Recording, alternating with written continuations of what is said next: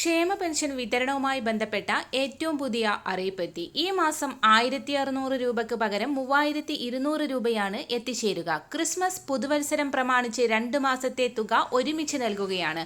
എല്ലാ മാസവും അവസാനം ആനുകൂല്യങ്ങൾ ലഭിക്കേണ്ടതാണ്. നവംബർ അവസാനം ലഭിക്കേണ്ട തുക ഗുണഭോക്താക്കൾക്ക് എത്തിച്ചേർന്നിട്ടില്ല.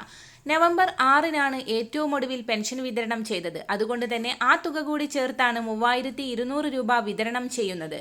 62 ലക്ഷത്തോളം ആളുകൾക്ക് ഈ സഹായം എത്തിച്ചേരും. ക്ഷേമ പെൻഷൻ വിതരണത്തിനായി സർക്കാർ സഹകരണ സംഘങ്ങളിൽ നിന്ന് 3000 കോടി രൂപ കൂടി വായ്പയെടുക്കുന്നു. സാമൂഹിക സുരക്ഷാ പെൻഷൻ കൺസോർഷ്യം കമ്പനി മുഖേന പണം സ്വരൂപിക്കാൻ ഈ വർഷം സർക്കാർ 2 തവണ ശ്രമം നടത്തിയിരുന്നു. 9.1% പലിശയ്ക്കാണ് സഹകരണ സംഘങ്ങളിൽ നിന്ന് കൺസോർഷ്യം വഴി പണം സ്വരൂപിക്കുക. 8.75% വരെ നിക്ഷേപത്തിന് ഇടപാടുകാർക്ക് പലിശ നൽകേണ്ടി വരുമ്പോഴാണ് സർക്കാരിന് 9.1% നിരക്കിൽ നൽകേണ്ടത്. ഇടപാടുകൾക്ക് വായ്പ നൽകിയാൽ കൂടുതൽ തുക പലിശയായി ലഭിക്കും. പല സംഘങ്ങളും ഫണ്ട് കേരള ബാങ്കിൽ നിക്ഷേപിച്ചിരിക്കുകയാണ്. കാലാവധി തികയും മുൻപ് നിക്ഷേപം പിൻവലിക്കുമ്പോൾ നഷ്ടം വരുമെന്നും അവർ ചൂണ്ടിക്കാട്ടുന്നു. അതേസമയം കൺസോർഷ്യം കമ്പനിയിൽ നിക്ഷേപിക്കുന്ന സംഘങ്ങൾക്ക് കൃത്യമായ പലിശ നൽകി വരുന്നതായി കമ്പനി അധികൃതർ പറയുന്നു.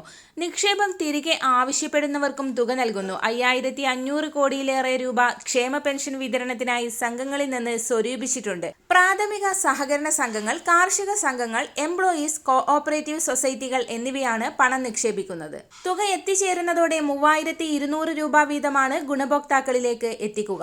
എല്ലാവിധ സർക്കാർ അറിയിപ്പുകളും തുടർന്നും നിങ്ങളിലേക്ക് എത്താൻ ഈ ചാനൽ സബ്സ്ക്രൈബ് ചെയ്യുക.